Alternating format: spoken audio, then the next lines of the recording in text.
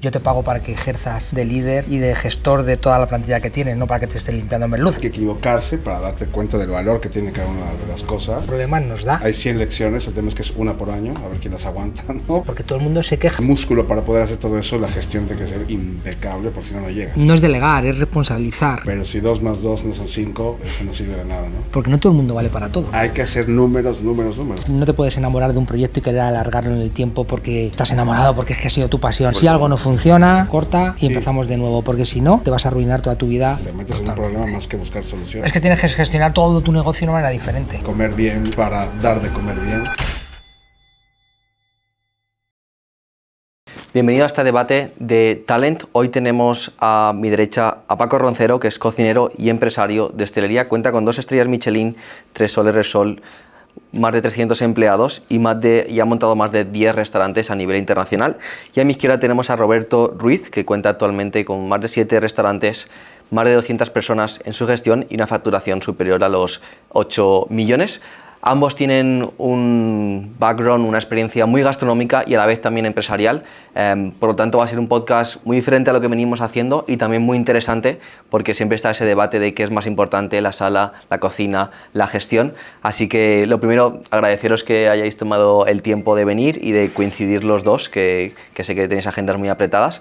Si quieres empezamos contigo, Roberto, y podemos empezar hablando de la importancia de tener una cocina profesional, pero también una gestión y una sala profesional para hacer que el modelo no solamente sea rentable, que al final debe ser la prioridad de todo hostelero en el mundo, sino también escalable. Antes hablábamos en el podcast con Paco de cómo crear conceptos que gastronómicamente sean impresionantes e incluso pues, dignos de ser galardonados con alguna estrella Michelin, y además que sean escalables, porque muchas veces tenemos esa creencia de que si es alta cocina no es replicable a 100 restaurantes con cientos y cientos de comensales en cada uno de ellos. Sí, bueno, yo en mi caso, bueno, lo primero, muchísimas gracias, es un gusto estar con los dos. Igualmente.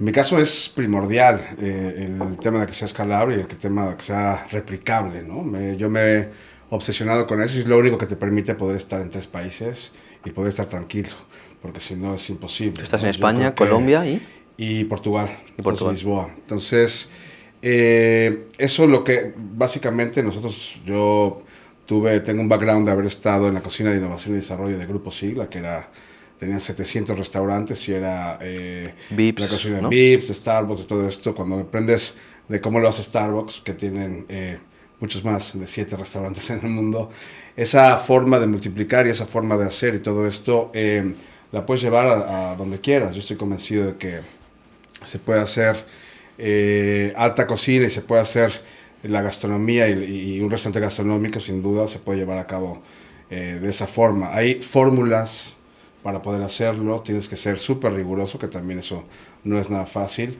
y tienes que dejar a un lado, yo creo, el tema emocional, o por lo menos también equilibrarlo muy bien, para poder medir fuerzas de qué es lo que sí puedes llevar y qué es lo que no puedes llevar, ¿no?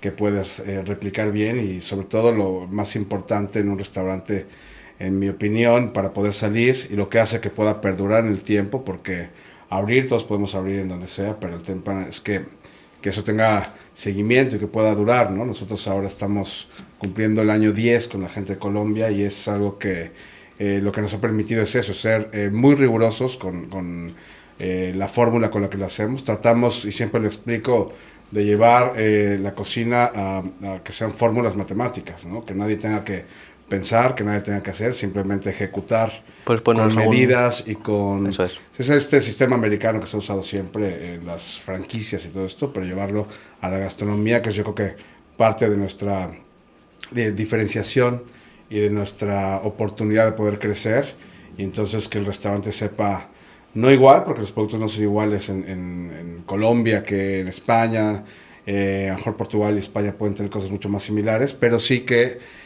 reconozcas que es nuestra cocina, que reconozcas que los platos no dependan de un jefe de cocina, sino que si sigues la receta tal cual está, puedan saber bien, ¿no? Yo creo que eso a mí me interesó muchísimo cuando lo aprendí ahí, me parecía que era algo que tenía mucha importancia. Después, poco a poco, me di cuenta que hoy, para mí, es el gran motor de lo que nos hace poder estar en diferentes países, ¿no? Poder entregar un recetario que lo siga quien lo siga, el resultado sea pues dentro de un margen muy pequeño, sea muy constante y que sea el mismo, ¿no? Que no haya que pensar, haya que ejecutar, simplemente. Efectivamente, ejecutar. Y eso es más complicado, y es más complicado también encontrar cocineros que les guste ejecutar, porque todos queremos, hay un punto de creatividad que queremos aportar siempre, hay un punto en la cocina mexicana, es complejo, y seguramente en las demás yo es la que más hago, y entonces no siempre los chiles pican lo mismo, no siempre el limón tiene la misma acidez, entonces hay cosas hay variables que van reduciendo cada vez más. ¿Y cómo estandarizas? Pero con medidas, o sea, es métrico completamente. O sea, nosotros hacemos gramajes y eso es el sistema americano de teaspoon, tablespoon, cups, todo esto para llevarlo a que sea matemático, que sea siempre súper constante y minimizar en lo posible todo el margen de variaciones que puedas tener, ¿no? Tampoco hay cosas que solo pueden suceder en nuestro restaurante en Madrid porque estamos con la gente más experimentada que lleva desde Punto MX con nosotros. La jefa de cocina, Tatiana, lleva 12 años con nosotros, hicimos juntos el restaurante y hemos desarrollado todo esto juntos, entonces la verdad es que eso nos permite controlarlo mucho, mucho mejor. Pero por otro lado, cuando vas a Colombia, como te decía que estamos ya cumpliendo casi el 10º año, pues los ingredientes funcionan diferente, hay muchas cosas. Ahí lo bueno es que casi no tienen rotación de personal. O sea, hay gente que dura 8 años, que eso de este lado es... En España es imposible. Es vintage eso, ¿no? Ya no pasa. Entonces, son dos valores diferentes que nos hacen, pues, tratar de llegar a nuestro objetivo, que es... Y yo, especialmente, cuando vi esa diferenciación, traté de especializarme en eso, porque creo que hay una oportunidad importante para poder hacer y replicar más cosas, ¿no? Uh-huh. ¿Cómo creamos, Paco, recetarios que sean escalables, replicables y rentables?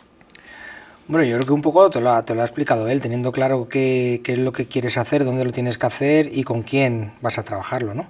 Porque todo lo que ha dicho Roberto es una realidad, hay que hacerlo así. Y luego hay otra parte y otro factor muy importante que es el de la implementación de todo esto. O sea, pues yo puedo tener mis manuales, mis recetarios y todo muy bien. Y de hecho yo intento hacer recetas, como digo, para niños pequeños. O sea, está aplicado hasta más mínimo detalle absolutamente de todo. Mira, ya solamente el hecho de escandallar en kilos y en litros ya a veces les cuesta una vida, así que al final yo con mi programa automáticamente todo se pasa después a gramos y mililitros, que es como yo escandallo. Gramos y mililitros, no hay otro tipo de unidades nada más que estos. Pero todo esto puede estar muy bien y todo mi manual puede estar maravilloso, pero luego tengo que tener a esas personas de confianza que llevan mucho tiempo con nosotros, que entiende tu filosofía, que sabe cómo trabajas y que tiene ese punto de... en estos momentos puntuales en los que ese picante, esa acidez o tal pueda variar, ser capaz de implementarlo, hacerlo entender a la gente que va a estar en ese restaurante y luego llevar un control cada cierto periodo de tiempo de que todas esas cosas ocurren. Porque si no, al final, es lo que estábamos antes comentando. El cocinero no le gusta ejecutar exclusivamente, quiere ser creativo y empieza a lanzarse él solo. Y yo a veces les digo, tío, olvídate, no seas creativo, dedícate a ejecutar y hacer absolutamente lo que pone aquí, no me hagas otra cosa, ¿no? No es fácil. Sinceramente no es fácil, pero bueno, al final teniendo un equipo con tiempo y sabiendo implementar y sabiendo cada cierto periodo de tiempo ir a controlar y que todo esto siga los mismos procesos, pues hace que todo sea mucho más sencillo. Y si ese personal al final no se te va y lo consigues mantener durante un periodo largo de tiempo, al final terminarán entendiendo tu filosofía, tu manera de entender todo y van a ser capaces de hacer y replicar absolutamente perfecto. ¿Y cómo conseguimos que no se vaya ese personal que tiene esa inquietud de ser creativo, que quiere probar cosas nuevas, pero que al final entienden que tiene que replicar un modelo y que simplemente tienen que seguir un proceso? Bueno, pues hay un tipo de personal dentro de este caso en el que no le importa ser ejecutor durante un periodo de tiempo, pero después tiene sus necesidades y sale. Y hay otras personas que indudablemente no les importa ser ejecutores o están dentro de tu proyecto, creen en el proyecto y están contigo. Yo lo que me he dado cuenta es que para cualquier negocio, no hace falta que sea para replicar, al final vivimos en una sociedad que ha cambiado muchísimo absolutamente todo lo que es la gastronomía y la manera de pensar de hace unos años. Y aunque yo es verdad que de siempre he intentado que la gente trabaje 8 horas y cuando trabaja más de 8 horas siempre las he pagado, con lo cual para mí es una mentalidad que llevo haciéndola desde hace mucho tiempo, pero a la gente hay que darle lo que te pide y cada vez necesitan más tiempo, pues no pasa nada. Vamos, es lo que yo antes te decía, tengo que ser capaz de hacer que la gente de mi restaurante, tengo 12 cocineros, trabajan 8 horas al día, pues voy a buscarme los medios para que esto sea así. Porque intentar pelear con algo que nos viene encima es imposible, entonces voy a adaptarme a lo que hay. Y al final tienes que intentar que la gente esté contenta, que esté feliz, que haga lo que les gusta, que estén bien pagados, sabiendo cuáles son tus límites dentro de tu negocio, y a partir de aquí, pues ya está, unas veces te saldrá bien, otras veces no te saldrá tan bien. Somos Talent y nos dedicamos a identificar a los líderes de sectores clave de la economía. Personas con el potencial de afinar las habilidades de aquellos que buscan el camino hacia la grandeza. En Talent sabemos quiénes son los que transforman la realidad con su talento y los vamos a convencer para que tú puedas aprender de ellos. Entra al mundo donde la originalidad y la destreza se fusionan, porque cuando la meta y el camino se encuentran, suceden cosas extraordinarias. Tema de horarios, creo que es un buen debate. Yo coincido con Paco, o sea, finalmente no te puedes poner en contra de las tendencias y de cómo va esto. Desde luego que al principio siempre como empresarios choca, ¿no? Choca porque te obliga a cambiar las formas que se han hecho y todo esto. Y también yo creo que ahí tenemos por ambas partes una obligación también, es decir, si el horario se reduce o se pone a las 8 horas exactas, que nosotros también normalmente, la verdad es que siempre hemos trabajado así también con las 8 horas, en Punto MX no, porque era también otro tema y era completamente otra emoción también la que teníamos todos los que lo hacíamos, así que yo que ni siquiera se mencionaba, yo siempre digo como en broma de no estaba mal visto trabajar 16 horas, pero era un tema, era una emoción que teníamos todos los que lo estábamos un haciendo, objetivo, ¿no? De la estrella, etc. Entonces, pero hoy yo creo que está clarísimo que la gente no está dispuesta a trabajar más, y creo que alguien que no está dispuesto a hacer lo que tiene que hacer, pues evidentemente lo va a hacer mal y lo va a hacer de mala gana y todo esto, y los resultados no son los que quieres. Entonces, por ambas partes, creo que la obligación es, como empresario, adaptarte a estos nuevos tiempos y ser parte de eso. Y también la gente que trabaja, bueno, pues tiene que tener el rendimiento y dar o sea, hacer su trabajo en ese mismo horario, ¿no? Entonces, al final lo que hace es que se profesionaliza por ambas partes. Yo creo que esto puede ser que te guste más o menos, pero hoy los valores de la gente que trabaja en hostelería no tienen nada que ver con los que a lo mejor pudimos haber tenido, ni la emoción que pudimos haber tenido Paco y yo. Entonces, eso hay que entenderlo, pero sí creo que hay una obligación de ambas partes de ser consecuente con eso y de ser, pues, aportar, ¿no? en la empresa por ambas partes. La gente que nosotros tenemos la suerte de poder gestionar y todo esto, en general, tienen un compromiso con la empresa. Tratamos también de dar, yo siempre me he obsesionado, por ejemplo, y eso cada persona que trabaja con nosotros se lo puede decir, se come extraordinariamente bien en nuestros restaurantes. Es decir, la comida personal, hay una especie de competencia interna sana en la que comen muy, muy, muy bien, y tengo muchos que salen de ahí y me dicen, oye, ya no se come igual en tus restaurantes y tal. O sea, hay pequeños intangibles. Que comer bien, comida de empleados, dices. Sí, la comida de empleados, la comida de empleados, ¿no? Aquí tengo una pregunta muy interesante, y además este tema lo hablé con Paco Páez, no sé si te suena el nombre, pero es el actual director general de Vips y de Ginos, y estuvo en Sigla, por eso digo que a lo mejor os conocisteis ahí, no sé. Puede ser, sí. Y justamente hablábamos de este tema, de la comida de empleados, ¿no? De que pues hay empresarios que... Paco se ríe. Hay empresarios que sí deciden dar de comer a los empleados, empresarios que no. Pero algo muy interesante que comentaba Paco es que tiene que medirse. O sea, hay un porcentaje de ese coste de producto que va destinado a la comida personal. Claro, que no es, oye, lo que queráis y... No es que eso tenga que medirse, es que esto tiene que estar totalmente escandallado y tienes que tener tus menús hechos con antelación para saber lo que va a comer la gente. Nosotros igual le damos una importancia a la comida del personal brutal. Yo no tengo... O sea, sí, vamos a llamarle cocineras. Yo tengo un espacio exclusivamente dedicado para cocinar y para que el personal coma. Y tengo 2 personas que en su momento no eran cocineras, eran 2 mujeres que cocinaban de maravilla, que guisan de maravilla y nos cocinaban lo que cocinaban en casa. Hoy por hoy llevan llamadas de 15 años con nosotros, indudablemente son cocineras, ¿no? Porque dan de comer, hay días que dan de comer a 300 personas. Pero cocinan lo que yo pueda comer en casa, y nosotros hacemos los menús, que las hacen ellas, nutricionalmente, y todos los días hay 3 platos para elegir, entre ensaladas y tal, y luego tus lentejas, tus judías, tu pasta, tu cocido, la época de cocido, tus gazpachos, tus postres caseros, tu fruta, tus yogures. O sea, creo que es algo súper, súper importante, porque además el comedor de personal, no sé si a ti te pasa, Roberto, pero muchas veces es el sitio que más problemas nos da, o por lo menos a nosotros nos daba en un principio, porque... ¿Por qué? Porque todo el mundo se queja, porque todo el mundo quiere... Sí, claro, exacto.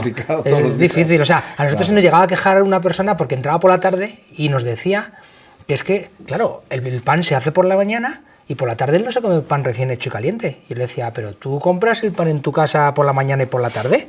No. Digo, coño, pues entonces aquí tampoco, ¿no? O sea, ya pudiera venir aquí a cocinar Ferran Adrià en la comida personal que la gente se estaría quejando. O sea, lo del comedor de personal es una cosa, y ya te digo, nosotros damos 3 menús, o sea, que se come de maravilla, ya te digo, yo como todos los días allí, como de una manera súper sana y saludable porque tienes donde elegir. Bueno, pues aún así la gente se sigue quejando y se sigue quejando, es alucinante, y hay que darle un grandísimo reconocimiento a las personas que hacen la comida del personal, porque tragan carros y carretas con la gente. Por aquí os pregunto totalmente desde el desconocimiento, la verdad es que ese es un tema que nunca había tratado en un podcast.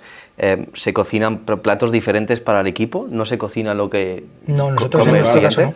Sí, eso es diferente, completamente. Es diferente. Lo que dice Paco, o sea, hay desde guisos, ¿no? Si tienes a alguien que pueda hacer un guiso casero, porque además no podrías comer, en mi caso, tacos todos los días, hay un punto en que sería, ¿no? El restaurante ni costeable, y entonces, a eso me refería, o sea, de repente nosotros, desde el punto de MX, los domingos era el día de hamburguesas y podíamos pedir una carne muy, muy buena, y cada uno iba cambiando y poner, pero era una hamburguesa y tal, y todo esto, y era como un poco... una palmada en la espalda de, bueno, ya se acabó la semana, vamos a comer muy bien, es nuestro último servicio, y se va haciendo esa competencia sana que yo creo que existe todavía y que nos gusta conservar, de quién cocina mejor. Porque cada día cocina alguien. Bueno, cocinando a alguien diferente, ¿no? Por Aunque sea, en nuestro caso es así. Aunque sea camarero. No, solamente caso de cocina. En Punto MX sí que metíamos a gente de sala, a mí me gustaba que valoraran esa parte de entender, porque justo es muy fácil decir, a mí no me gusta. Bueno, pues vente, no te preocupes. En tu horario de trabajo, vente a hacer la cocina de personal y verás que es un trabajo, que es un curro importantísimo, ¿no? Entonces, el valorarlo, creo que hasta que lo haces, lo tienes claro todo lo que significa detrás. Y a lo mejor no era porque bajaran las quejas, simplemente por entender que hay un trabajo que además de sacar tu partida habitual, en nuestro caso no tenemos gente que se dedique así al comedor de personal, sino que cada quien va haciendo su partida y además te toca el lunes, el martes, el miércoles hacerla. Entonces, era también, y se ha convertido también en un espacio en el que puedes decir, o sea, nosotros no ponemos, no es que no haya límite de coste, desde luego que hay un límite de coste, porque si no eso se desordena completamente, pero puedes hacer lo que quieras. Y había gente que se curraba hacer su partida lo antes posible porque querían hacer sushi ese día. Bueno, pues ponte a hacer nigiris para todos, ¿no? Entonces, la verdad es que yo personalmente, esa parte creo que hay que comer bien para dar de comer bien. Creo que hay que generar permanentemente un ambiente gastronómico y lo seguimos haciendo en los restaurantes. Y eso es algo que se gestiona de esta forma aquí. En Colombia sí que hay gente. En Colombia el office es quien hace la comida personal. Y normalmente son cocineros que hacen un arroz extraordinario porque toda su vida han metido la mano a la cuchara y saben perfectamente hacer arroz y hacer pollo y hacer algunos guisos muy caseros justamente para que la gente pueda comer. Entonces se maneja completamente diferente. Pero aquí para nosotros era importante y como te decía, ese es un ejemplo de alguna cosa en la que son intangibles que al final suman y que te hacen el día un poquito más amable, ¿no? Finalmente saber que ya va a ser viernes y que comes mejor que los otros días por alguna razón o lo que sea, pues es una emoción diferente que creo que se refleja justamente. Y esa es la parte romántica que yo sigo conservando un poco para poder hacer como aliciente, ¿no? De todos los chicos que trabajan con nosotros. Hablemos del rol de jefe de cocina. ¿Qué características creéis que tiene que tener un jefe de cocina y qué filosofía tiene que impregnar en todo el equipo de cocina? Bueno, la filosofía tiene que impregnar la tuya, ¿no? La que tú le inculcas. Al final, yo soy muy claro en esto y yo no quiero ver a los jefes de cocina que estén metidos en una partida. Yo quiero que el jefe de cocina haga la labor que tiene que hacer, porque mientras está, si se pone a limpiar una almeja, limpiar una merluza o hacer cualquier tipo de elaboración, no está controlando. Y al final, como yo digo, un poco de manera un poco bruta, pero yo te pago para que ejerzas de líder y de gestor de toda la plantilla que tienes, no para que te estés limpiando merluza, porque si no estoy pagando a precio de limpiador de merluzas a un jefe de cocina, ¿no? Así hablaba un poco bestia, ¿no? Pero en realidad yo siempre he tenido o siempre he intentado que mis jefes de cocina sean gente que lidere los proyectos. Yo les doy absolutamente el 100% de la responsabilidad del restaurante, indudablemente todo pasa por mí, pero son ellos los que están en el día a día y cuando yo no estoy son ellos los que lideran el proyecto y hay que darles todas las armas y toda la responsabilidad y también alabar todo el trabajo que hacen, ¿no? Y al final, bueno, la función del jefe de cocina es la de dirigir a cada una de las personas que llevan las partidas. Y luego está la parte de creatividad, que esta ya la hacemos en equipo, en un espacio totalmente diferente, ¿no? Pero en mi caso en concreto, en el restaurante o en la parte de banquetes, tenemos muy claro todo lo que tenemos que hacer y el jefe de cocina lo que hace es liderar los proyectos. De hecho, yo en el restaurante tengo 2 jefes de cocina y los 2 jefes de cocina se reparten las funciones para poder hacer esto y tener un control de que cuando llega el momento del servicio esté todo en place, esté todo perfecto y no haya fallos. Y es porque lo que te digo, si están haciendo otras cosas, no están controlando para que luego todo salga bien. Y entonces no me vale cuando le echan a la chapa o la charla al jefe de partida, ¿no? Si la culpa es tuya, porque no estabas controlando que esta persona hiciera bien su trabajo, ¿no? Yo siempre digo que un jefe de cocina es el guardián, no solo de la calidad del producto, sino también de esa partida tan importante que es el coste de producto o food cost. Bueno, lo que pasa que, a ver, en el día a día yo ya voy a dar por hecho que todo eso está trabajado. O sea, no es que voy a dar por hecho, es que nosotros toda esa parte ya hemos desarrollado nuestro menú, sabemos los costos que tenemos, sabemos absolutamente todo. Luego llega a final de mes, hacemos inventario o cada X tiempo y vemos que no nos hemos desviado. Pero es que esto... La parte de merma sí que es algo que se ve en el momento, ¿no? Sí, es por una de sus supuesto. labores. Sí, esa parte sí que la ves mucho más, pero fíjate que nosotros en el fondo, aunque tenemos unos menús muy marcados dentro de la comida del personal, nosotros toda esa parte también la distribuimos para que luego el personal coma así. Si yo voy a dar, imagínate, en banquetes merluza y solamente uso los lomos centrales y las puntitas las quito, pues indudablemente si voy a dar un banquete de 100 y tengo 50 puntas, esas 50 puntas después se van a elaborar en el comedor de personal que se van a comer, por ejemplo, ¿no? Entonces nosotros esa parte sí que la trabajamos bien. Pero como nosotros también tenemos esa parte de almacén muy controlado, donde todos los albaranes entran, todo se contabiliza y todo lo miramos muy exhaustivamente cada día, al final el llevar un poco el control de los costos nos es relativamente fácil porque es algo a lo que estamos habituados cada día que entra todo el producto, los albaranes, etcétera, ¿no? Y luego al final de mes es lo que te decía, nosotros hacemos inventario, pero 100% absolutamente de todo, de producto no elaborado, pero también de producto elaborado. Si yo tengo 6 kilos de masa de croqueta en banquetes, yo contabilizo los 6 litros de leche, el kilo 200 de jamón que he gastado, la harina, todo eso lo meto dentro de inventario, porque al final es producto que yo voy a vender para el siguiente mes. Entonces, nosotros en ese sentido lo tenemos bastante controlado y creo que es súper importante, por eso el inventario es muy importante para controlar todo esto. Y al final el que hace los inventarios a final de mes son los jefes de cocina. Son los que se tienen que responsabilizar de esa parte. Por lo menos en mi caso, no sé si tú, Roberto, lo haces así también. No, yo creo que lo has definido tal cual, o sea, yo creo que ahí sí no estamos inventándonos nada los dos. Es que esto... Es de libro, ¿no? Hay un Excel un poco para hacer eso y es algo, el tema es seguirlo. Exacto. Y llevarlo bien a cabo, ¿no? Pero justamente es desde el recibo, darle seguimiento, la función como jefe de cocina. En mi caso es exactamente como lo ha descrito Paco. Yo creo que es lo único que te permite poder tener diferentes sitios, porque si no, si tú tienes la responsabilidad, tú tienes que gestionar y revisar. Y yo, es que es la misma frase que uso yo también. O sea, si un jefe de cocina está dentro viendo una partida o todo esto, se perderá del 90% de lo que pase después, ¿no? Entonces, incluso físicamente a mí me gusta que estén, o sea, está toda la cocina y ellos están frente, viendo la cocina, ¿no? Cuando empieza el servicio, porque tienen que controlar. ¿Tú y yo hemos estudiado en el mismo sitio o qué? En el sitio del sentido común. Correcto. ¿No? O sea, básicamente es eso, es tener, darles la oportunidad de que puedan controlarlo perfectamente y de que puedan corregir antes de que pueda, y son desde luego el filtro entre lo que sucede en la cocina y lo que va a llegar al comensal, con lo cual la responsabilidad final es de ellos y la principal también. Entonces, todos los controles, el gestionar al personal, el saber también distinguir los talentos. A lo mejor tú estás en una partida en la que no tienes muchas posibilidades de brillar, pero en otras sí lo haces. Todas esas sensibilidades del día a día, que nosotros no estamos en todos los restaurantes por obvias razones en el día a día, pues ese es un talento que tiene que tener el jefe de cocina. Y en mi caso, hablando un poco de que ya hay gente que ya lleva mucho tiempo conmigo, la innovación lo hacemos también juntos, ¿no? Entonces, ya es algo que interiorizan. Últimamente a mí Tatiana ya me dice, los platos van a ser así. Y me encanta porque yo lo hubiera hecho igual y de repente hay alguna cosa que cambiaría, pero es un tema más de montaje a lo mejor o de lo que sea. O a mí se me ocurre y de repente ella llega y me corrige y me dice, no, ahora lo vamos a hacer de esta forma. Y Víctor también, que llevan ya mucho tiempo conmigo, entonces ellos son, Víctor es el que normalmente ha ido más veces a Colombia a implantar y conoce muy bien el equipo y conoce a la gente y tal, le da seguimiento, si hay alguna duda o lo que sea, le llaman a él y él es el que tiene esa capacidad de resolver, pero siempre bajo la óptica, en el caso de Paco, con Paco, de la mía, ¿no? Siempre siguiendo nuestra filosofía, pero muy hombro con hombro para darle solución. Yo creo que se convierten en solucionadores, que es lo que más echamos en falta, ¿no? Toda la gente que gente que pueda pensar que pueda dar, exacto, y que dé la solución que tú darías, que eso es lo más esperado, y eso solo es trabajar hombro con hombro muchísimo tiempo, tener ese espíritu de inconformidad permanente, supongo, y de buscar que sean mejor las cosas.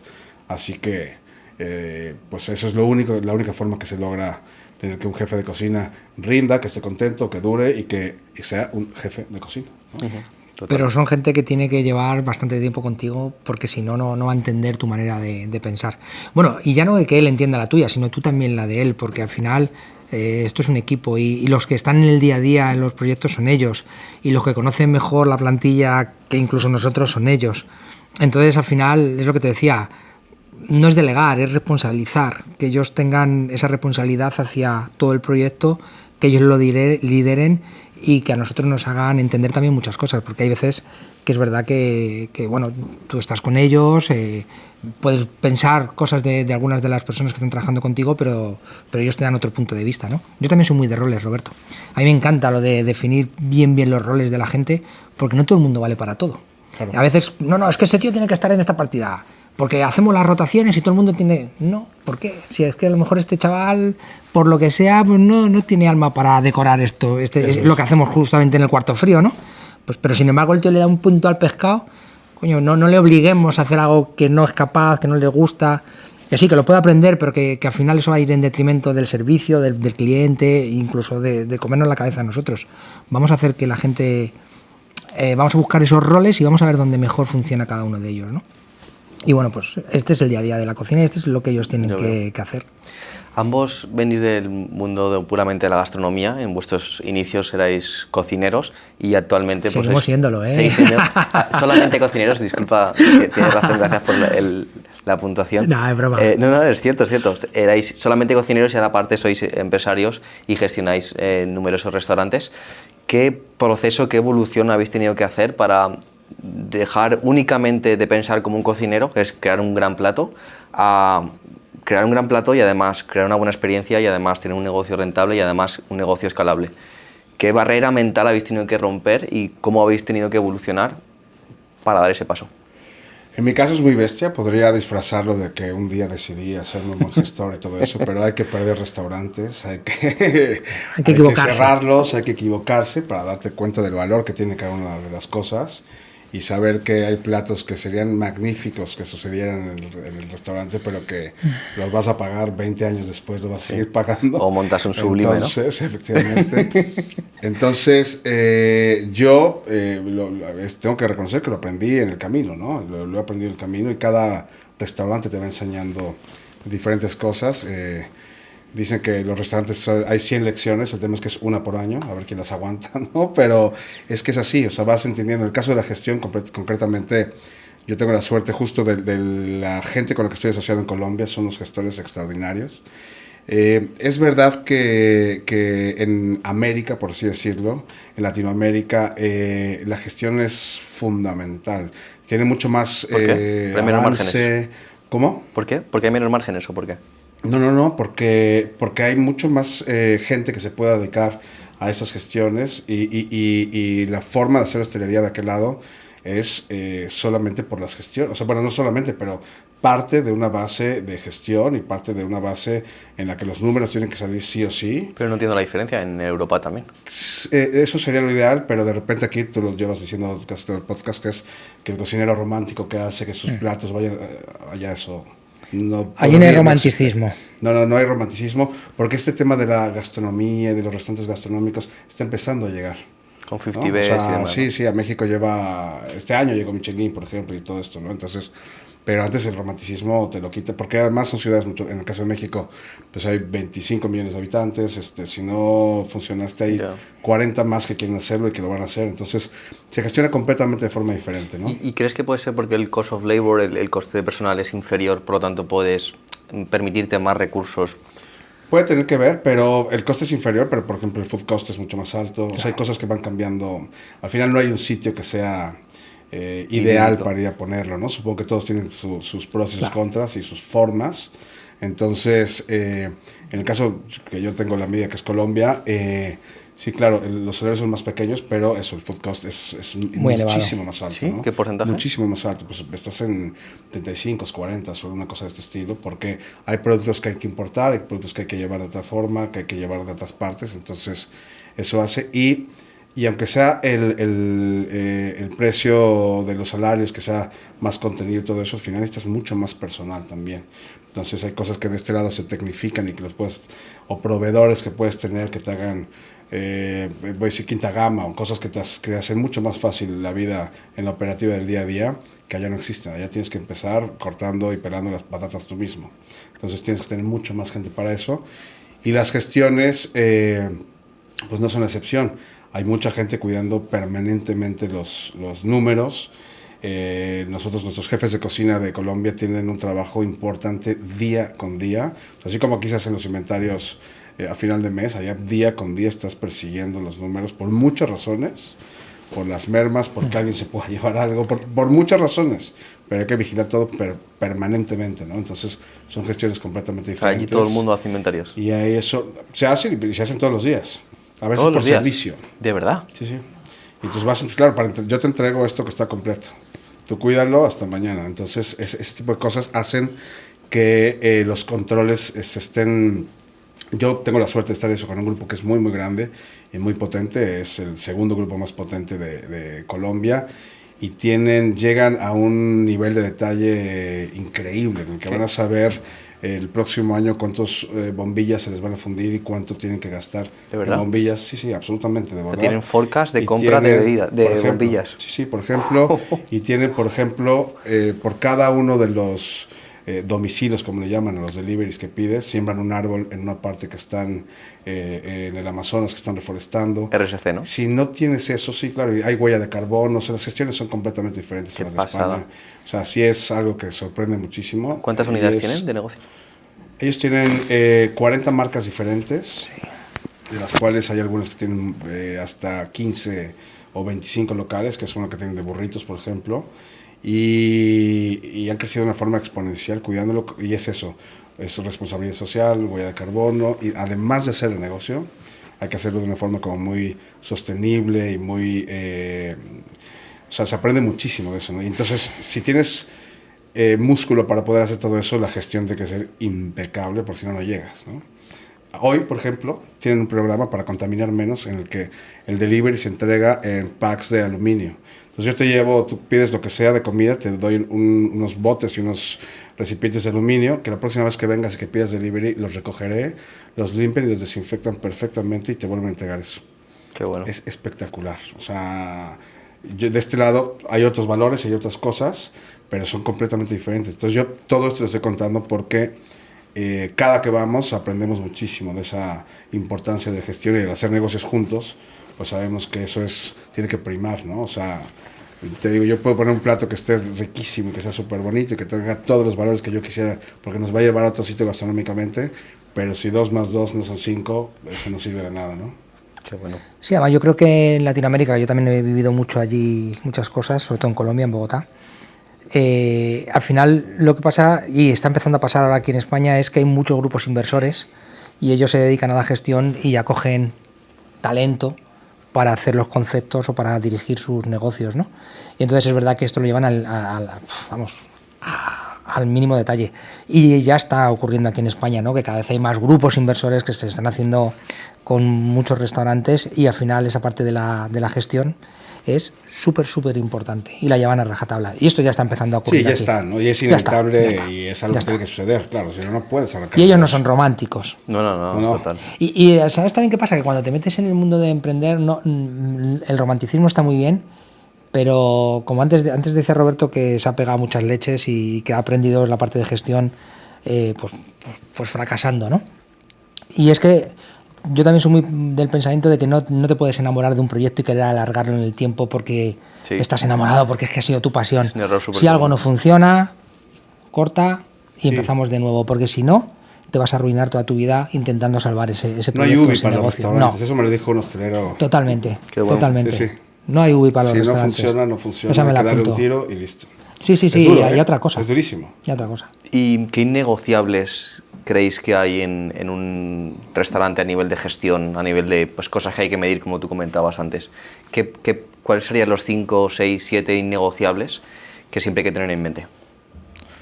Es que yo creo que la parte de gestión todo es innegociable, o sea, hay que llevarla al pie de la letra si quieres que realmente a nivel de números y de gestión lo tengas todo controlado.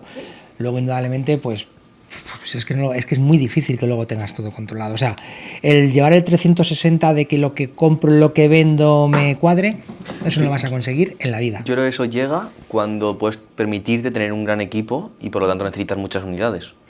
Sí, pero es que eso es muy complicado. Eso solamente creo que puede llegar si tú eres capaz de tener un centro de producción que te produzca y tú solamente en tu restaurante lo que tienes que hacer es operar, pero básicamente es abrir y servir. Entonces ahí sí que podrás decir, me han entrado 10 raciones y he vendido 10. Si he vendido 8, 2 se han perdido. O me las has robado, o las has tirado, o algo ha pasado. Es lo que pasa en los grandes franquiciadores. Sí son capaces de medir todo esto, porque al final es A, B y C, procesos. Sí, lo que pasa es que hay que tener un control de las mermas bastante importante, y lo que no has consumido y lo que es perecedero de verdad de un día para otro y no se ha vendido, ahí sí que es verdad que hay que Y tener el un food control. cost es altísimo. Claro. Eso no tiene nada que ver con un negocio habitual, ¿no? También. O sea, si te entregan cosas para solo ensamblar, ¿no? Por así decirlo, esa cocina de ensamblaje que abro bolsitas, volteo y está listo. O sea, ahí se te va... Claro, todo eso encarece el negocio, Claro. ¿no? Entonces hay que saber que tienes que tener que los que ensamblan tienen que ser un coste mucho más bajo porque el food cost se te va a ir a la luna, ¿no? Entonces, te digo, no hay uno que sea... No, es muy difícil. También yo creo que todo tiene su proceso y depende del momento empresarial en el que estés, a lo mejor tienes que cocinarlo todo tú. Por ejemplo, como me contabas antes, que por la noche hacían misa en place y luego por el día simplemente ejecutaban. Y todo tiene su proceso. Habrá Sin épocas duda. en las que a lo mejor con 1 o 2 restaurantes tienes que hacerlo todo y después ya puedes permitirte a partir del segundo, tercero, cuarto una cocina central y empezar a Sí, pues hay que cuidado con las cocinas centrales, Sí, que es muy tiene un fácil peligro. decirlo, pero Ya. luego hay muchos detalles que la logística... Sí, o sea, Y te va a volver a encarecer. Y te va a volver a Porque el encarecer. Entonces hay restaurante, que porque hacer todo ese muchos personal, números, ¿eh? Es eso. Sí. Sobre todo al final, yo además veo con gusto que los dos coincidimos en Sí, absolutamente todo, es que hay que hacer números, porque venga, vamos a poner esa cocina central donde todo va a ser perfecto, sí, pero esa cocina central no recibe clientes. Entonces, todo eso se tiene que salir, los salarios tienen que salir del restaurante y de las unidades que tiene, con lo cual se te ha vuelto a encarecer todo, ¿no? ¿A partir de qué número de restaurantes o de facturación creéis que es interesante tener una cocina Depende del central? negocio que hagas. Yo que tuve esa experiencia de poder estar con Grupo Sigla, había decisiones que se tomaban. Montaron una fábrica de sándwiches justo para hacer los sándwiches de Starbucks, que no había quien los hiciera como los quería Starbucks así a nivel internacional. Entonces, desde ingredientes, el montaje y todo esto, y montaron la fábrica. Ya había una cantidad muy importante de Starbucks puestos, que esos, pues sabes que se ponen en 2 días, pues tener listos cientos, ¿no? Entonces, y al principio no lograba, o sea, tuvieron que salir a buscar otros negocios y a lo mejor hacer los sándwiches del aeropuerto y hacer otros, para que eso pudiera ser rentable, ¿eh? Claro. Porque había que tener un ejército de gente haciéndolos, porque tenían que durar cierto número de horas, 6 o 7 horas, y si no se iban para afuera. Entonces, siendo una empresa que tenía ya 700 restaurantes. O sea, aún así se te puede complicar la operación. Yo tengo clientes que vienen a nosotros para que les ayudemos porque tienen 2, 3 restaurantes y tienen una cocina central. Y obviamente no es rentable ni la cocina central ni el grupo en general, porque para mí lo que yo detecto es que se anticipan. Es decir, ellos sueñan o ya saben que van a tener 20 restaurantes en el futuro, entonces dicen, la voy a abrir ya porque voy a tener 20. Pero claro, la realidad es que ahora mismo tienes 2 o 3, no es tu momento. Y creo que todo tiene su etapa. Antes hablábamos de soñar, de enamorarte de tu proyecto, y es un síndrome que tenemos todos los emprendedores. Y creo que hay que ser fríos y entender que todo tiene sus etapas, y que cuando tengas 20 restaurantes sí tendrás que tener una cocina central. Pero ahora con 2 o con 3, vive tu etapa, no te compares con el que tiene 20 restaurantes, compárate con el que está en tu mismo estadio y sigue esos procesos. Y además te enfrentas a gestiones completamente diferentes, o sea, porque tú sabes gestionar restaurantes y a lo mejor sabes gestionar 3, no una cocina central, que tiene otras complicaciones, que tiene otro ritmo, que tiene otros retos que hay que cumplir, ¿no? También, entonces de repente se desvirtúa tu negocio o tu forma de gestionarlo y te metes en un problema más que buscar soluciones. Me encanta lo que has dicho, y cuando has mencionado que una cocina central no factura los restaurantes. Es que es así, no factura, o sea, es decir, factura del restaurante. Indirectamente. Sí, al final es un centro de venta, es un proveedor más. Un proveedor más, exacto, in-house. Entonces tienes que atender a ese personal, tienes que darle prioridades y entender sus necesidades, que no son las del restaurante que hace con pasión, el cocinero hace las cosas. O sea, es un negocio completamente diferente. Es que tienes que gestionar todo tu negocio de una manera diferente. Exacto. Porque el proveedor ya no va a ir directo al restaurante, el proveedor va a ir a la cocina central, desde la cocina central vas a hacer toda la logística, allí vas a tener una serie de cocineros que son los que van a preparar todo, y al final la cocina central actúa como proveedor único. Cocina central, cuando yo hablo de cocina central, hablo de cocina y almacén. Vas a tener un proveedor único que va a ser el que se lleva a los restaurantes. Claro que factura, porque de hecho yo creo que la cocina central debe tener un pequeño margen a cada uno de esos productos, ¿no? Indudablemente. Pero tienes que ser también capaz de gestionar que en tu restaurante lo tienes que hacer de otra manera. Ni puedes tener el mismo número de personas trabajando, que a veces se puede y a veces no se puede. Pero no tiene sentido, ¿no? Si parte del trabajo hace la cocina central, cuando das ese paso, sin duda, el equipo de cocina del restaurante baja. Hay veces por horarios no puedes. Claro, el tema son los horarios. Por horarios, o los por espacio traspasas. Incluso del sitio. Claro. Un día más, es decir, abrir un día o cerrar un día, pues es la diferencia entre un negocio que esté en positivo y un negocio Exacto. negativo. No, total. Sí, esto yo lo he visto, por ejemplo, cambiando horarios en clientes, muchas veces el pasar de hacer salidas escalonadas de horarios o hacerlas o jornadas partidas o etcétera, ese tipo de cambios pueden cambiar 2 o 3 puntos en la cuenta de resultados. Lo que pasa es que ahí volvemos a otro tema, y es que claro, si están acostumbrados a hacer una jornada continua y ahora empiezas a meterle jornada partidas para hacer que todo sea, bueno, para que sea más rentable, pues entonces a lo mejor empiezas a tener los problemas de personal. Entonces es que todos este tipo de cosas las tienes que estudiar muy bien para que... Es un cubo de Rubik, sí. O sea, lo que muevas va a tener resultados con todo lo demás. Yo creo que la clave es hacer pequeños cambios y ponerle una fecha, medirlo, entonces lo implementas como un cambio definitivo o un cambio temporal que vuelves a ir un paso atrás. Pero no hacer 50 cambios a la vez. Bueno, indudablemente, claro, es que la gente hoy en día sea capaz de asimilar 50 cambios a la vez es muy complicado. Entonces tienes que ir poco a poco, pero con paso firme, porque como vayas de prueba y error, al final estás muerto y te cargas al personal y te cargas el negocio. El tiempo de eso es... Vale, y el dinero. Exacto. Entonces, bueno, cuando afrontas un negocio de estos a los que vas a intentar ayudarle, asesorarle, tienes que ir con las ideas muy claras y hacerles primero una auditoría y después un planteamiento muy claro de cuáles son los pasos que creéis que deberían de seguir. Y después hacerle entender al empresario si realmente quiere seguirlos. Porque por un lado a veces son románticos y siguen con proveedores de toda la vida porque es que su padre ya llevaba ese proveedor, otras veces es que le da pena hacer un cambio al trabajador y entonces tienes que tener muy claro y explicárselo muy claramente. Oye, estos son los pasos que creemos que deberías de seguir para poder rentabilizar mucho más tu negocio, y a partir de aquí tú tienes que decidir si quieres hacerlos o no. Qué educado eres, yo soy mucho más agresivo. Yo le digo, bueno, mira, tú eres capaz de tener un 25% de EBITDA, estás en negativo, estás en la cifra que estés. ¿Quieres ser un esclavo de tu negocio, seguir trabajando sin ganar un duro, o quieres ganar dinero? Si quieres ganar dinero, esto es lo que tienes que hacer. Yo no nos doy opción. Si quieres trabajar conmigo, tenemos que hacer esto. Sí, por supuesto, pero ahora tienes que querer. Si no, sigue perdiendo dinero. Claro. Sigue perdiendo dinero. No, ¿sabes lo que pasa? Que bueno, hay negocios que pierden dinero y hay negocios que no tienen ningún tipo de control de nada porque el dinero entra en el bolsillo todos los meses. Entonces no saben cuánto ganan, saben que este sigue creciendo. Que hay caja. Entonces, que vengas tú ahora y si quieras exponer cierta serie de cosas, lo tienen que masticar muy bien. Sí, pero hay caja, pero algo que tienen todos en común, y es que no duermen tranquilos. Porque no saben... No, yo te lo aseguro, porque cuando no tienes control de tu negocio, no puedes dormir tranquilo. Yo no sé si estoy ganando, perdiendo, cuánto gano, cuánto pierdo, sí, tengo dinero en el bolsillo. Pero es que en 90 días no solamente va a venir Hacienda a que le tenga que pagar todo, sino que van a ir no sé cuántos proveedores, todos a la vez. Bueno, es más no duermen normal que tranquilos. te vengan a pedir consejo y ayuda a alguien que pierde dinero que a alguien que gana dinero. No es el caso habitual. Bendito problema ese. Exacto, no es el caso habitual, ¿no? Pero sí que es verdad que hay Nosotros- negocios antiguos que quieren un poco, pues, crecer y no saben cómo hacerlo y te dicen, oye, échame una mano, ¿no? Pero es importante que ellos sepan que ese cambio va a producir muchas cosas dentro de su empresa, porque si no son conscientes de eso, Eso es verdad. primero que va a tener problemas eres tú como asesor y el segundo que va a tener problemas es él, porque yo no sé realmente si él va a ser capaz de asimilar todos los problemas que le van a traer sus cambios, sobre todo si eres una empresa grande con mucho personal. Es que cada persona somos un mundo. Yo siempre lo digo que 100 trabajadores son 100 problemas. Benditos 100 problemas a veces, ¿no? Pero son 100 personas humanas que tienen sus problemas del día a día y... Estoy de acuerdo contigo, en el 95% cada persona somos un mundo, pero solo hay una forma de gestionar un negocio de hostelería rentable. Solo hay una. Y las reglas están escritas, solo hay que seguirlas. Pues no, eso es ser demasiado cuadriculado, ¿eh? Solo Luego hay el día a una. día te dice 1000 cosas, porque luego nos ocurren 200.000 cosas con el personal. O sea, tú puedes ser muy cuadriculado y mañana tienes 3 tíos de baja. ¿Y ahora qué hago? Sí, pero hay un porcentaje estipulado de bajas. Y eso lo metes en el coste de personal. Sí, sí. Ojalá, Ojalá. fuera así. Y eso se llama, es el coste de... Sí.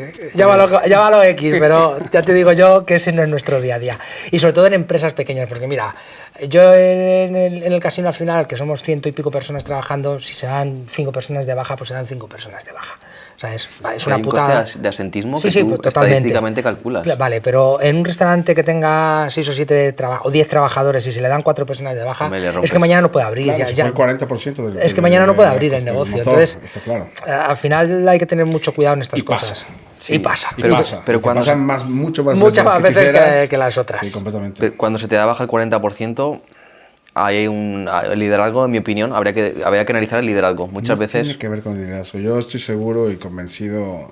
O sea, porque cuando regresan no ha cambiado el líder. Es decir, sigue siendo el Exacto. mismo. O sea, es un tema. Pasa y puede pasar desde que a lo mejor la temporada ha sido muy dura y. O sea, ahora que empieza el invierno y todo eso, inevitablemente empieza a pasar muchísimo más, ¿no? También estás más expuesto a los cambios de temperatura, lo que quieras. La gente va más cansada y es final de año. No lo sé exactamente.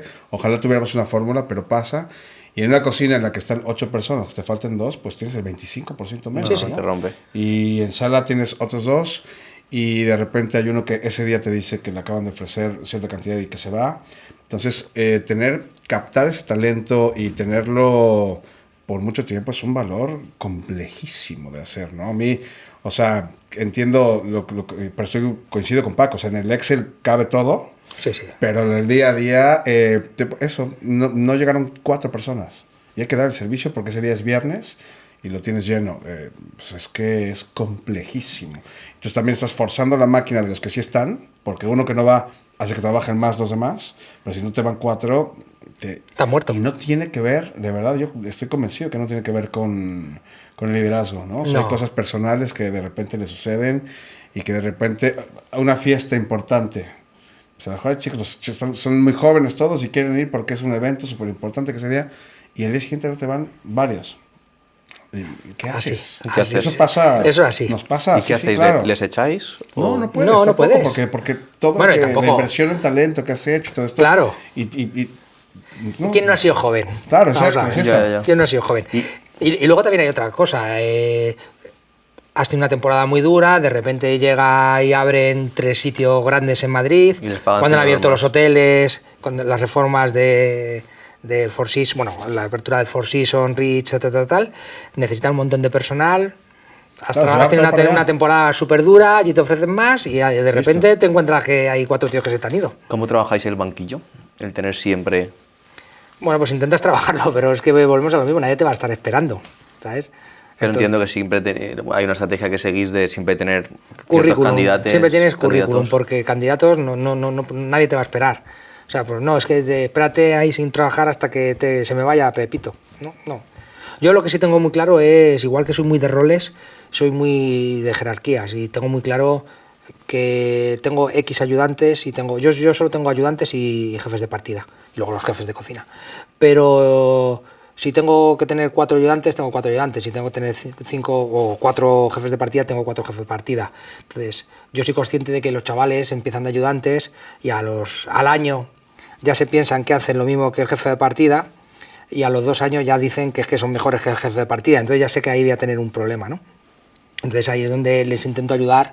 Si no se me va ningún jefe de partida, pues indudablemente les digo, chicos, antes de que empecemos a tener problemas, porque los estamos empezando a tener, porque tú lo ves, ellos ayudan a conseguir curro donde queráis y tal. Entonces ahí tú te vas buscando un poco ese banquillo que dices para tener el sustituto, porque lo estás viendo. O sea, tú le das salida yo les ayudo, ordenada y puedes gestionar correcto, el y después tengo la posibilidad de que vuelvan que me han pasado muchos casos, que han vuelto como jefes de partida, incluso en alguna ocasión han vuelto como segundos de cocina para estar en el proyecto, ¿no? Pues son gente muy válida, gente a la que le tienes cariño y a la gente que sabes que van a funcionar en cualquier sitio, ¿no? Entonces, claro, oye, dale una salida antes de que se cabren aquí contigo, antes de que se enfaden, porque ellos consideran que son jefes de partida, que a veces hacen las funciones de jefe de partida, pero no les puedo pagar como jefe de partida, porque jerárquicamente yo lo tengo muy establecido. Entonces, ayúdales, que salgan. Y si además si les ayudas, si se van a un sitio y aprenden, encima fíjate. Mira, yo tengo una chiquita, una pastelera que es maravillosa, se llama Ainhoa, que me dijo, oye, ¿me echas una mano para ir a Alchemist? Ahora está en Alchemist y con la esta de que cuando termine en Alchemist ella se vendrá probablemente con nosotros y si tiene que ir a otro sitio, pues ir a otro sitio.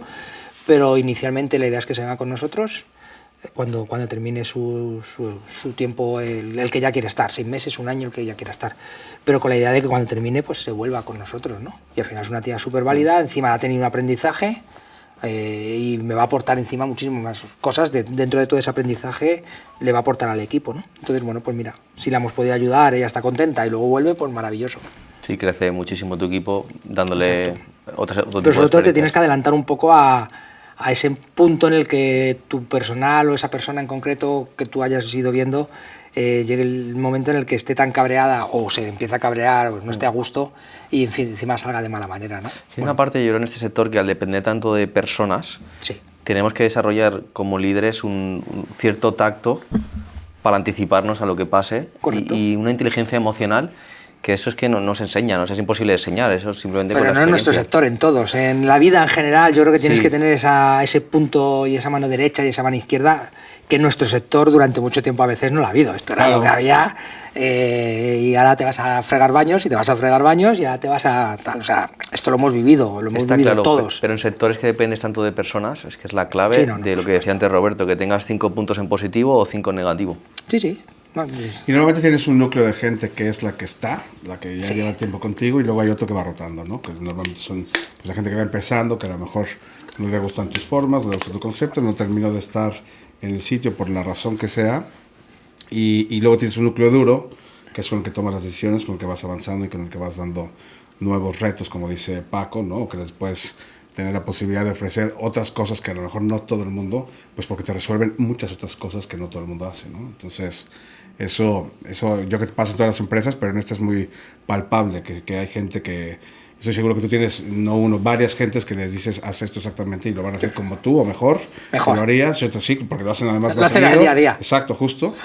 Y otra gente que no va a entender nada de lo que de por qué este señor quiere que yo me aprenda la carta, ¿no?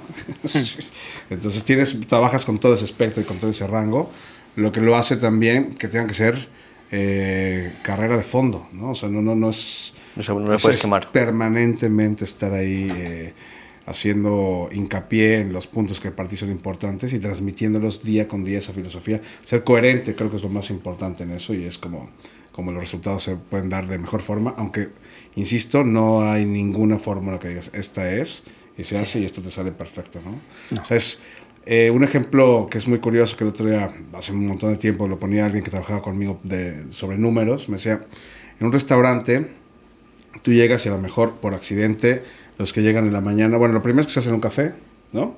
Y después de este café que se hacen, a lo mejor a alguien se le cae un plato, al otro abren una Coca-Cola porque se fue a esa fiesta que decimos. Y no te faltó, pero se abrió una Coca-Cola y se le sirve.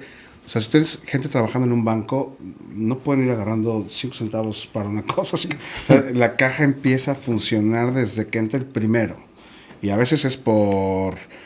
Eso puede ser por un accidente, que le suceda algo, que se le rompan 10 platos porque se resbaló, porque lo que sea. O O sea, ahí los números empiezan a ir hacia abajo, hacia abajo, hacia abajo, en cuanto entra todo el personal. Y no es que lo hagan a propósito, es así. En una oficina de banco, pues no puedes permitir tener un margen pequeñísimo de error de céntimos y hay que dar cuentas por esos céntimos, ¿no? Entonces, cuidarlo. Nosotros no tenemos ni los controles que pueda llegar a tener una empresa de esas magnitudes. Entonces, yo creo que es convencer día con día a la gente que trabaja contigo de que hay que cuidar las cosas, de que hay una filosofía y tal. Pero ni todos somos todo el mes la misma persona, ni en la mañana ni en la tarde eres la misma persona, y hay días, y todos tienen temas personales que también tenemos. También hay que entenderlos, que hay que llevarlos, y hay que... Entonces te vuelves, una vez más, a mí eso me pasó, así como de los números, me costó mucho entender. Yo vengo, además de venir de México, soy old school, entonces lo que decía Paco, o sea, era de te quedas y además lavas esto y te lavas las campanas, lo que tengas que hacer si quieres seguir aquí, ¿no? Y de eso pasar a las 8 horas con las que empezamos este podcast ha sido un tiempo importante, ¿no? Y hay que irlo asimilando, hay que irlo entendiendo, saber que no puedes ir en contra de eso, pero que cuesta gestionarlo permanentemente. O sea, sí es algo, sé que es un cliché, pero este será el de los negocios en los que de verdad cada día aprendes algo, ¿no? Bueno, yo creo que lo de las 8 horas, volviendo a esto, dignifica también nuestra profesión. Sí. Porque tenemos que trabajar 16 horas, sí, de las cuales 8 son gratis, exacto, como hacíamos nosotros, que lo hacíamos con cariño, con pasión, con todo, lo dábamos todo y entregábamos todo. Pero hay que entender, los tiempos han cambiado, vamos a dignificar nuestra profesión y que la gente que viene detrás, pues indudablemente tenga una vida mejor, ¿no? Por eso es importante analizar el negocio en el que estás y saber con lo que cuentas para poder saber lo que tienes que hacer. Ya está. Si esto ha cambiado... Es el paso de un oficio a una profesión, supongo, exacto, ¿no? Las 8 horas es un profesional. Entonces, lo que esperas es un profesional total, que venga, que sepa hacerlo, que ejecute en esas 8 horas lo que se necesita hacer y que pase de ese oficio a una profesión. Y también es esa transición entre ser autoempleo de la hostelería, como propietario, a ser a ser empresario de la hostelería. Ese es el cambio de mindset, de mentalidad. Claro, si el cambio importante es para nosotros. Para los que gestionamos, para los empresarios, claro, y para la gente... Pero había mucho conformismo con ese soy autoempleo y como, bueno, yo trabajo mis propias horas, no tengo salario, y eso lo veo muchísimo. Sí, sí. Trabajo 16 horas y encima no tengo salario. Claro, tengo un 30% de vida. ¿Tu sueldo está metido? No, ya, claro, bueno, claro. No, es que ya hablo cosas incluso sí, mucho más que básicas. tú habrás visto muchas cosas de estas, indudablemente. El último tema que quiero sacar antes de cortar es probablemente mi tema favorito y es, hemos hablado de roles, jerarquías, organigrama. ¿Cómo diferenciamos entre objetivos y obligaciones? Pongo un ejemplo. Para alguien del equipo de sala, limpiar el baño puede ser una obligación, pero trabajar la venta sugerida para aumentar el ticket medio puede ser un objetivo. Para alguien de cocina, sacar las partidas por una calidad estándar es una calidad. Que las mermas estén en un porcentaje X puede ser un objetivo. Sí, el costo de materia prima.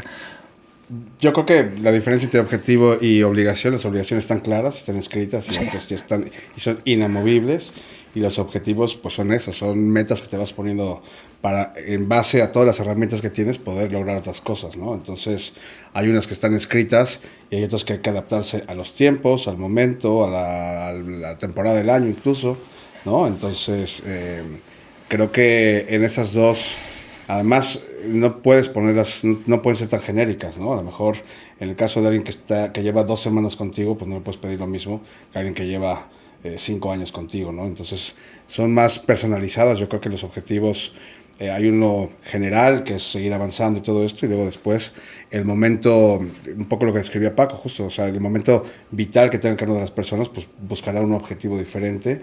Y el reto como empresario es poder atender esos objetivos, ¿no? Que eso es bien complicado. A mí algo que puede ser hasta frustrante es no poderle dar más recorrido a la gente cuando sabes que podrían dar muchísimo más, cuando sabes que pueden aportar muchísimo más y controlan muchísimo. Decir, bueno, pues que yo, o sea, como empresario hasta aquí llego, ¿no? O sea, no tengo mucho más recorrido. De tu preparación ha sido increíble, eres capaz de solucionar muchas cosas, entonces de ahí tratas de dar, pues una vez más, estos intangibles, en mi caso, algunas cosas así, para que su vida sea un poco más amable en ese sentido, pero las reglas son las reglas, tratas de implantarlas y que nadie se las salte, y los objetivos los generas junto con el equipo, dependiendo de qué equipo tengas, eso es lo que yo creo. Sí, además esos objetivos en muchos casos pueden ser variables y pueden ser un plus para que también hacer que tu equipo pueda pues, ganar más dinero o darle una serie de prioridades dependiendo si esos objetivos se cumplen o no se cumplen, ¿no? Nosotros trabajamos mucho con esta parte de objetivos variables, en los que cada uno de los jefes de departamento tiene unos objetivos marcados y si los cumple, él ya se va a encargar de hacer que las mermas, los costos y todas esas cosas, la gente que está más por debajo sea capaz de cumplirla, ¿no? Porque él tiene una responsabilidad hacia ellos y además pues luego puede tener un plus para poder ganar más dinero o cualquier otro de los... ¿Podríamos poner algunos ejemplos para que la gente se haga una idea de qué tipo de variables o objetivos ponemos a equipos de sala o a equipos de cocina?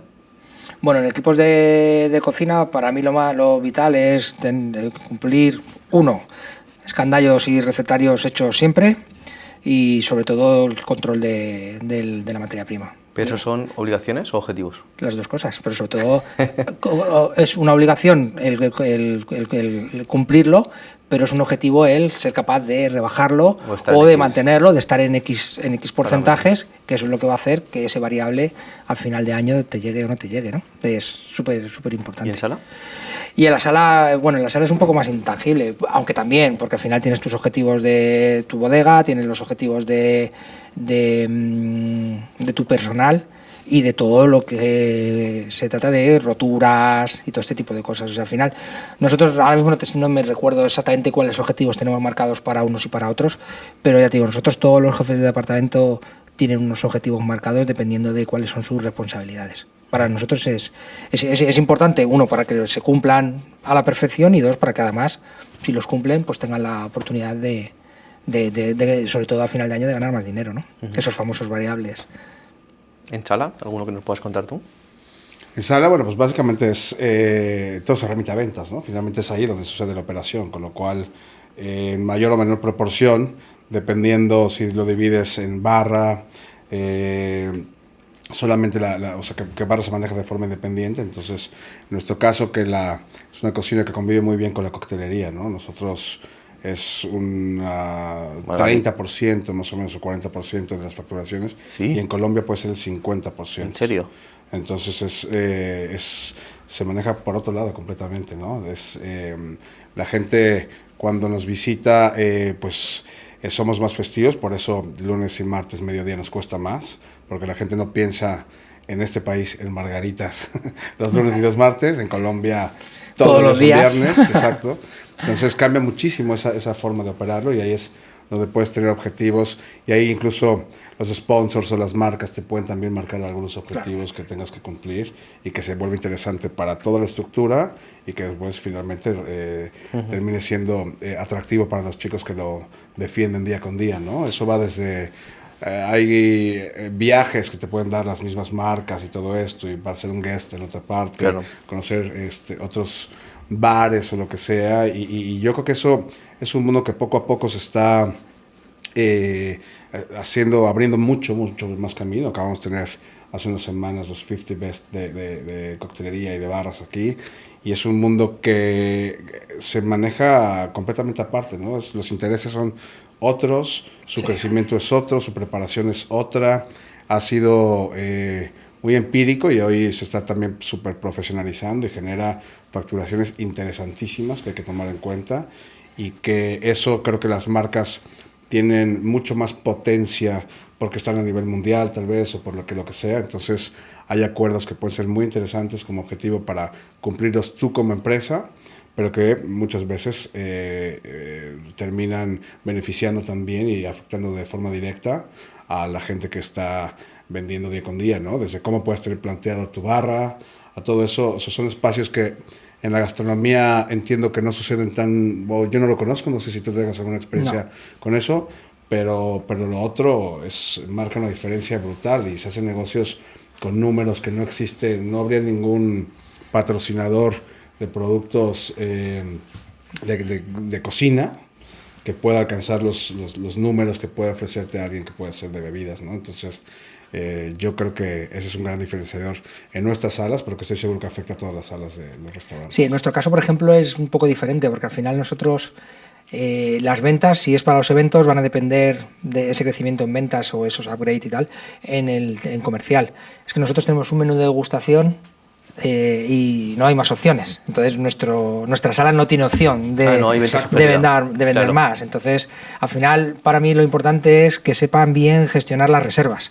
Eso sí que es un punto importante, ¿no? La persona que lleva todo el tema de reservas, que sepa gestionarlas bien y que me llene el restaurante como debe de llenármelo, porque claro, yo tengo 13 mesas. Si me la llena de 2, doy 26 cubiertos. Pero si me sabe gestionar bien las reservas, voy a poder dar mis 36, 38 cubiertos como mucho. Entonces, eso sí que es importante y eso sí que es un objetivo para ellos y además cuantificable 100%, ¿no? Entonces, claro, cada restaurante al final, yo no tengo esa parte de barra. Sí que podemos tener esa parte de objetivo en ventas en la sumillería, ¿no? En María José, nuestra sumiller. Ella sí que tiene la oportunidad de poder vender y de poder hacer que las cuentas crezcan, ¿no?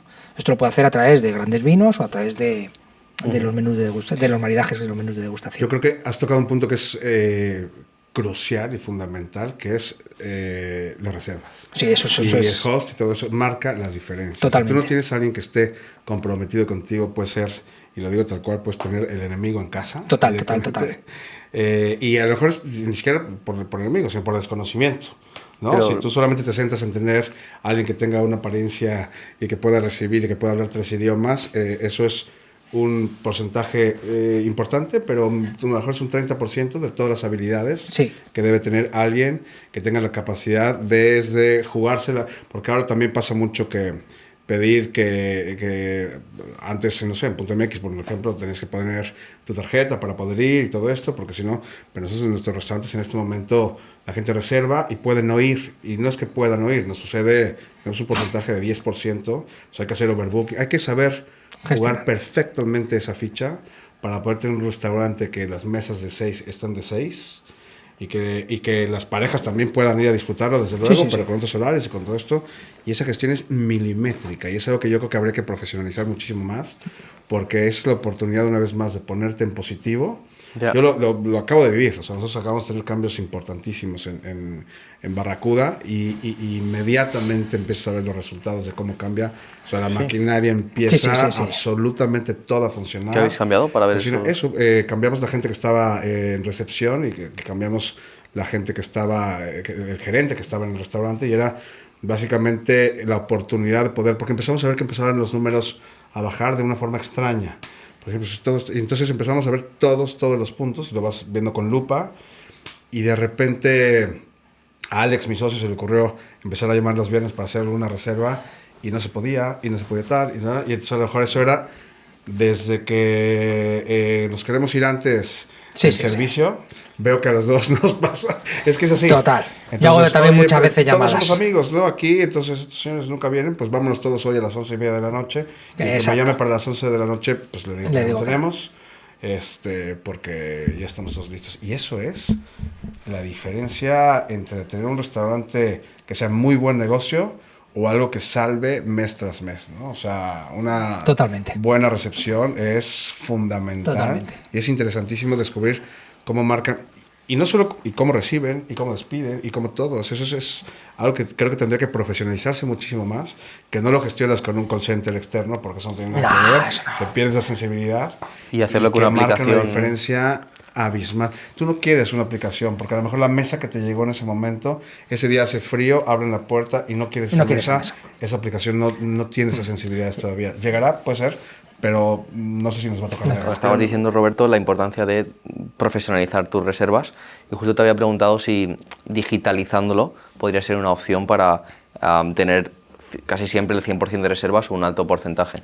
Yo creo que no, de hecho ya no habrá muy pocas que no estén digitalizadas, todo el mundo, y hay siempre programas y formas y oferta para poderlo gestionar de mejor forma. Pero te cubre una parte muy importante, pero que tampoco es el 100%, porque hay sensibilidades te empieza a llover ese día y de repente la gente a lo mejor puede llegar más tarde, alguien que te cambió, lo que te decía el clima, puede afectar. Si hay un partido o no, que yo eso es algo que alucino en Madrid, cómo puede hacer la diferencia. Total. A mí el fútbol me da exactamente, ahora muchos varios enemigos, pero me da exactamente igual, y es algo que el restaurante es súper sensible a eso, ¿no? Y además, si gana el Madrid, hay unas facturaciones, en nuestro caso, suben, Esto es así, ¿eh? Sí. La gente que tiene más ánimo, tiene más ganas de festejar y hay más margaritas y tequilas que beber.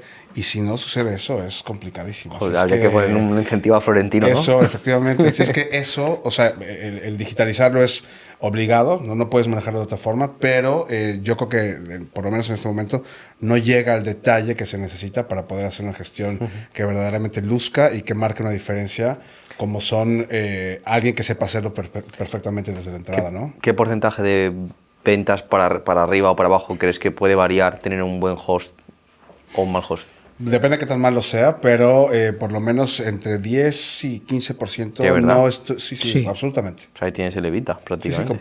Claro. Por eso. Es brutal. Sí. Date cuenta de lo que antes decía Roberto, al final, oye, que hoy es viernes, que hay no sé qué, que a ver si a las 11 y no te cogen la reserva. O sea, a ver, ya estamos hablando de gente que realmente no tiene nada de cariño por tu negocio, ¿no? Pero que ocurre y que al final la monotonía y el tiempo, pues que puede llegar a pasar. Hay que detectarlos cuanto antes. Entonces, bueno, pues lo de hacer llamaditas de vez en cuando viene muy bien. Ese consejo de Alex me lo quedo, ¿eh? Sí. Esto yo creo que lo hacemos todos, ¿eh? A ver cómo contestan. Eso, claro. Mil cosas. Porque al final, date cuenta eso. que es la primera persona con la que habla el cliente. Sí, la primera experiencia. Y entonces, bueno, si esa experiencia ya es mala, pues mal vamos, ¿no? Total. Entonces, bueno, es importante. A nosotros nos entra todavía nos entra mucho online, pero todavía nos entra mucho por teléfono. Esencial. Y nos entra mucho por mail. Por mail. Gracias a ambos. Cerramos el debate. Creo que ha sido súper interesante y hemos tocado temas bastante interesantes que, bueno, para cierta gente puede ser tabú, pero os agradezco que hayáis tenido la abundancia de compartirlos. Así que gracias a ambos. A vosotros. Gracias. Un gusto. Un gusto, Roberto. Coincidir tanto además.